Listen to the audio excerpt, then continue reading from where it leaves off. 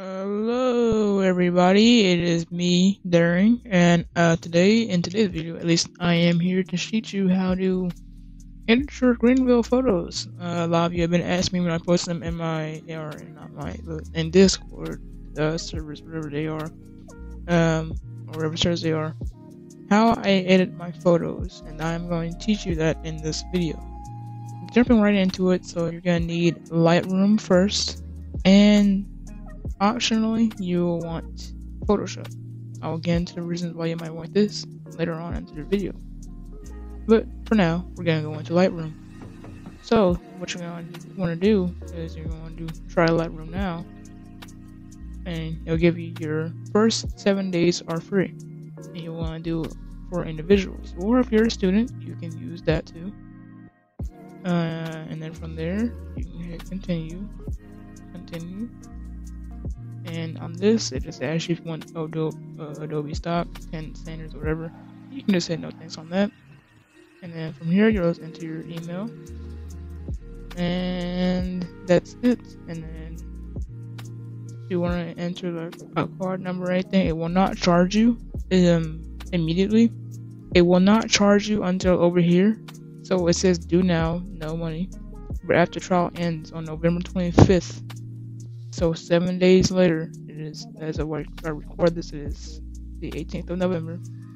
So 7 days later, I will be charged $10. If you do not want to be charged, please cancel your subscription.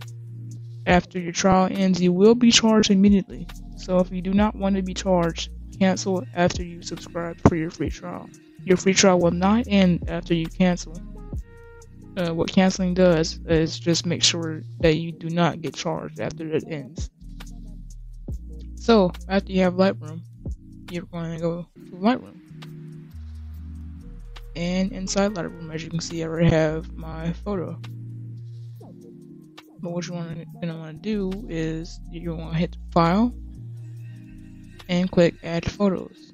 Or alternatively, you can also hit Control Shift I, or you can just go over here where it says Cloud and you can hit Add Photos. From there, you're going to want to add your photos that you took in Greenville. Now, I'm going to explain some things when it comes to taking pictures. You do not want to have your car taking up the entire frame. You want to make sure you have a little bit of space in between each photo. I'll put some examples on screen, and the examples are: you do not want to have your car too close into the screen, you don't want to have your car too far away from the camera, and you don't want to go too high up or too low down. My ideal shooting when I'm warming up is I usually have it in the middle, try to get the car in the middle of the frame of the image. And that way, it's the first thing people see. So, say if I post on Instagram or something, and they're scrolling through whatever, that's the first thing they see is the car. Now, detail shots. It's whatever. But again, you don't want to get too close. Now, in this photo, I will admit I feel like I got a little too close. Then leaving no space. You can see down here the tire, you can't really even see it. So I'll say in this photo I did kind of mess up. So this is kind of an example of what you do not want to do. Although you can always if you have another photo like this. So if you want to have it like this as your first photo, so say you're posting on Instagram, you want this to be your cover photo because you think it looks better. You have the space, you have your details and all that, your car, and you want to post this after that one, so when people see your page, this is the first thing they see, and then when they scroll, this is what they see. So it's not displayed on your portfolio. Oh my gosh, I can't speak today, sorry. But you get what I hope you get what I'm saying, or understand what I'm saying, at least trying to say. So this won't be the main picture in portfolio, but this will be. And then from there, here's another photo. I like to get it in the middle of the photo and the image, so I leave space, and this space down here will come into play later on in the video. So here's some other pictures that I've taken as examples. Detail shot, and of course another one. Now going on to editing. This is one I edited before, and this was actually for when I was recording this video the first time, and I realized the audio was messed up. So just going over the settings I have. I always usually turn exposure, so if you're showing a nighttime photo like I did here, you're going to want to try to brighten up the image a little bit.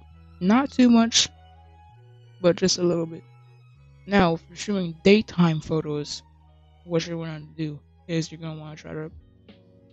It really depends on what the photo looks like and where it's at, and what time of exact day it is at daytime. I'll get more into daytime shots later in the video, but for now it's around nighttime shots. I'm going to focus on nighttime shots. So what I did with the exposure is I upped the exposure just a little bit to 61, or you can do 60, contrast to 22, and you can copy my settings if you want. Highlights, I always turn this highlights down, all the way down to negative 100. Shadows, I went with plus 21. Whites, 58. And blacks, I don't think I missed with this one, because it just darkened up the image and I didn't really see a point to it. But with blacks, missing with it, I kind of like it right here. So I'll go to about 21 as well. Now for color, I don't usually mess with color at all. I usually save that for the color adjustment and color mixer. But this is all up to you. Again, this is kind of relative to whatever type of photo you're taking. So in that case, I'll go with the blue tint, as I kind of like how that looks. The tint is at +1, but I'll bring that down to 0. Vibrance, I have at 11, and then saturation, I like to turn that down. Like I said that already, I like to turn that down, and then leave everything to the color mixer. Now from here, I went ahead and mixed my reds, oranges, all that. And some of these colors, they will not have much of effect on your photo, such as yellow in this instance. It doesn't have much of an effect. The only real thing it affects is the tree back here and my ground. You may or may not see the difference. Now, for this, I just like to turn it down. So about right there. Greens, not a whole bunch of greens in my image, so I won't really mess with that. Aqua. Now, I'm gonna get a little off topic here, and we're gonna jump into real life photography. Now for aqua, I always like to turn that down when I'm doing my real life photography. The reason being is that it removes that green tint in your windows. So if you want to like watch this video and learn how to edit, game photos and also real life photos, always turn aqua down when you're shooting cars. In my opinion, I think it looks way better, and it looks way better with that green aqua tint in your windows. I'll put a few images on screen, photos I've taken with that option on all the way down, and I'll put up potentially a before and after. So now with your blues, this will usually mess with the sky. Again, this is, it's up to you and the photo that you're taking. For this one, I'll leave it like right there. I like how that looks. And now for your textures, effects, texture, I like to have about -16. I like to turn that down a little bit, and then for clarity, I like to turn that up to about 15. Dehaze, I put that up to 15. Again, this is something that really depends on like what time of day you're shooting, because what this will do is this will turn it to either where it's either darkened or it's lighter. So if you go backwards, it's lighter, but if you go forward, it's dark. And Vengeance, I don't touch that at all. I usually leave that for the masking, which I'll get into later on in the video. And then Sharpening, I'll get into that later on. I don't touch it on this part. So, getting into the mask part. So, you're going to want to hit Subject. Now, Mask is right here. This little icon under your bandage. And what this will do is when you hit subject, it'll try to select the subject being your car. So give it a minute to detect your subject, and there you go. There's your mask. What this will do is you can customize how your car will look in the image. So as you can see, it will not update anything else but the car. See, I'm going up and down my exposure, and all it's changing is my vehicle, nothing else. Now, with this, what I like to do is turn my exposure up just a bit. Right there, I think it's good. 80.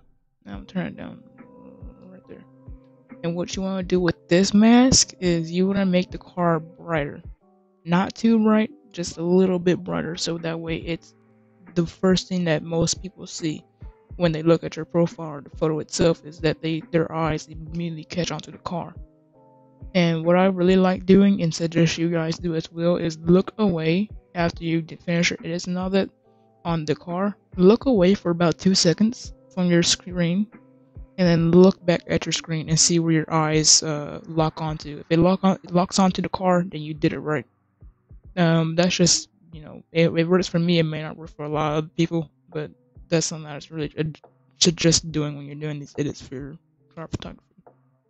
So from there, I will do contrast. It really depends. But in this case, I will put that up just a bit, not too much. About 25 is good. Highlights, I will once again turn that all the way down. See, it does not really affect much of the photo, so I'll turn that down. Shadows. So what this does is, at least the shadows, so you can make the shadows darker, or you can make them lighter. In this case, I will make them a little bit lighter. Whites. Now, this is kind of the tricky part. Whites will also brighten up the image and add brighter whites to it. But what I usually do when it comes to shooting is turn them up just a bit. Now blacks, I usually leave that at what it is, but I'll sometimes go down a little bit. But in this case, I'll go down to about 5. Now, your point curve. Now, I suggest everybody mess with this and get it to your liking. And what I'll do here is, so when I use the curve, this is what it does. So kind of like the exposure and all that, but it's the entire, or all the effects and all that. Basically kind of like a backup exposure, if that's what you want to call it. So if you do that, it'll mess with different parts of the car. I highly suggest playing around with this and finding your personal liking with your image, because in every image, things will be different. Color. So I don't really mess with this too often. You see, it will just update the color of your vehicle and all that. But I don't really mess with that at all. I don't really see the point in, messing with it. Oh, I like that greenness actually. That's actually not bad. But yeah, I don't really touch this at all. So from there, I'm gonna remove some of that blue. See, this is what I'm saying. It depends on your image and the image you're shooting. So if you got my photo settings on your photo, say it's shooting at daytime or something, or you have a different car, different color, whatever, it may not look the same. So that's why I'm really, really saying that it really depends on your photo and what photo you're taking. So again, this is blue. The car itself is actually gray, so I want to keep it as natural color as possible. Okay, getting back to the mask, kind of got off topic. So, with of course the texture, sharpness, I will go over these. So texture, I usually just like to do copy my settings from the first time and just go up. That will go down. Textures go up. Clarity and dehaze is again up to you and your image. I will add that to about 9. Grain, that's up to you. Sharpness, I like to go up to about there. And then noise reduction, I like to make that more than the sharper, up to about maybe 15. Now, going on to the background. You will select background, and what that will do is it will select the background of your image. So everything except for your vehicle. From there, you want to do the exact same thing you did with the car. Just mess around and find the settings that you like personally. So from there, I will up my exposure. I miss my contrast a little bit. Highlights, I like to turn that down. Again, that can kind of differ. Yeah, for this I'll turn it down a little bit. Shadows, you can turn them down or up. I'll leave them like right there. That way you can see more details in the back of the photo. So whites I will turn down just a bit. Blacks, I'll leave like right up to 5. Now point curve. Again, this will update the entire image. This I will leave it right there without missing much of it. Temperature, again, this is what it does. It just completely changes what color you want, temperature of the image. So again, that's kind of like a depending on type of image you're trying to take, type of thing.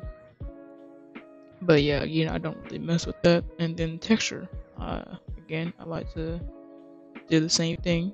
So go down, texture up, stuff like that I've already went over.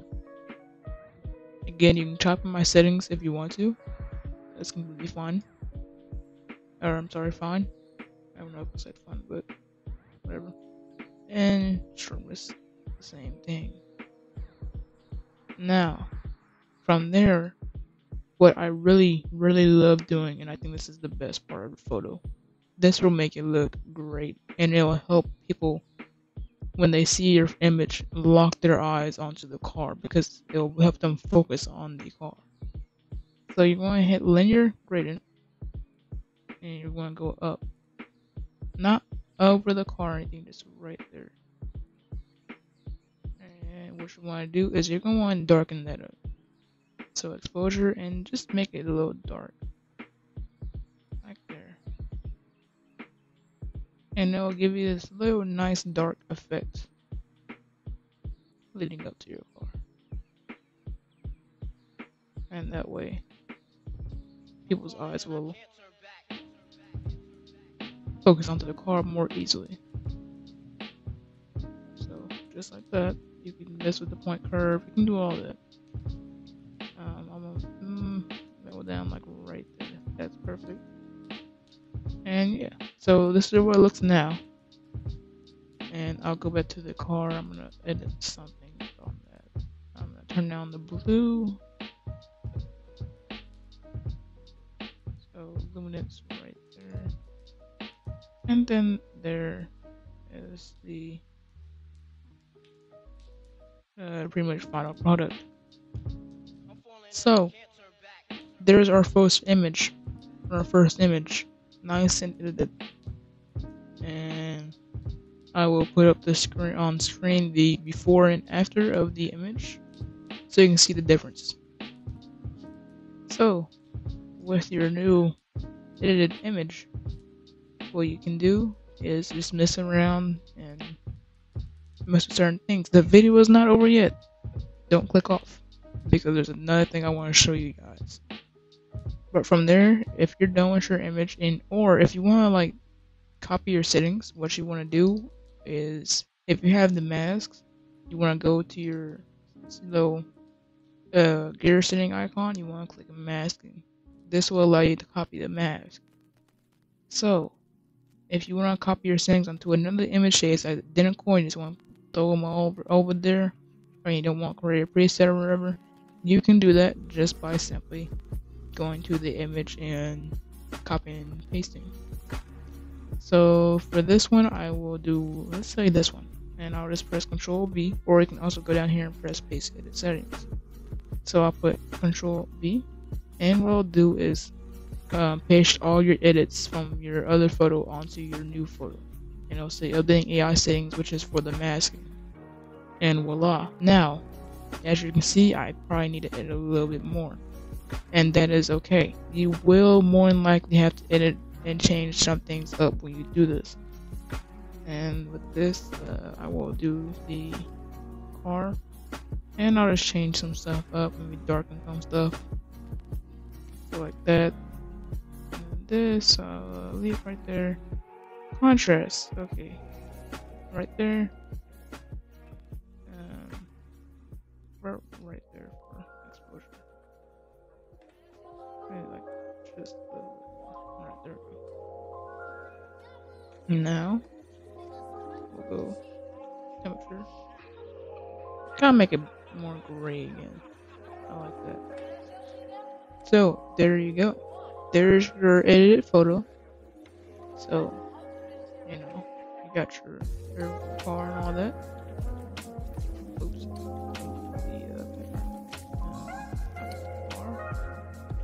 Just to bring back something. There we go. So here's your edited photo. It may not look just like mine, but maybe it'll look close. So if you want to save your photo, you want to hit export. And you want to hit export one photo. Now you can have your own watermark. I have mine down here. This is D2, standing for my Roblox username. And you can just run press export one photo. And hit download and select photo. And there you go, your photo is on your computer. Now, moving on to the next steps. So, if you want to have a custom sky, now what the custom sky is, it will change your sky in your image. And for this, you will need Photoshop. So at this point, we are done with Lightroom, and we're going on to Photoshop. So, close out that. I will also leave the links to everything in the description. So, Photoshop. This is where Photoshop comes in. Of course, you can hit your free trial, same as everything last time. Those dash you same things, all that. And you want to go to Photoshop. So, here's one of the images I recently edited of my GTR. As you can see, that sky might look different. I'm going to show you how I did that. So, I'm going to go to open and look for my vehicle photo. This time I'm going to have it in the daytime, so that way it will change accurately. I'm going to go back up. Okay, here we go. So, here's one of my golf photos. I'm going to choose that one. This one is unedited, but if you want to take an edit, I don't care. This is just for an example of what the skybox thing does. So you're going to want to duplicate the layer. So you're going to go up here and duplicate the layer. So let's say duplicate layer. You want to click that, and it'll make another copy of your layer. From there, you want to go to your copied layer, and you want to go up to edit, and scroll down until you'll see sky replacement. You will click that, and then load a little bit, and once it loads, you will see your new sky. And you can do this on any daytime image. I'm not sure if it will work on nighttime, but any daytime image should work. And from there, you can edit your settings. So shift edge, fade edge, and this will really spice up your images and your photos. This will definitely give you a nice touch on your images. And you can do this for game photography, real photography, whatever photography. You can do this for anything. And it's really something that I really highly suggest you guys do, because it can boost your photography game up tons. It's like mixture settings, color adjustment. I like to just turn those all the way up just for the maximum change. And you won't see much, but it's there. So there's your custom sky, and I will put up a image on screen of what that looks like when it's all edited and sprayed up.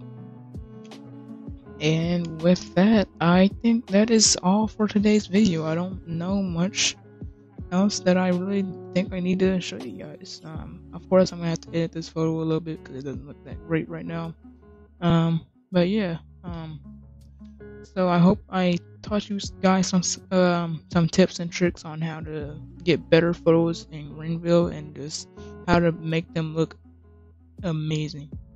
If you liked the video, if you enjoyed, if I was able to help you make your photos look way more better than how they used to, please drop a like on this video. It really helps out and it means a lot. And if you want to stick around for more uploads, go ahead and subscribe.